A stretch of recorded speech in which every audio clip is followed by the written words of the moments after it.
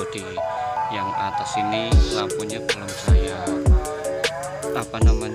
belum saya pasang, jadi belum tahu ini nanti bisa rapat lagi atau enggak. Tapi untuk bagian sini kalian bisa lihat nih, dari arah pengiriman yang tidak bagus ini nggak bisa rapat gengs, kelihatan nggak?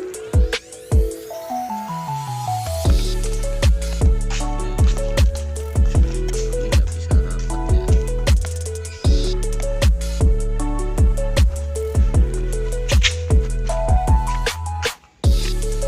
Bagian sini juga sama ini.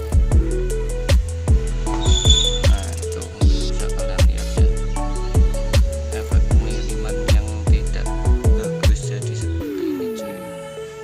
Ini sangat merugikan sekali, barangnya lumayan bagus tapi karena pengirimannya jelek jadi seperti ini guys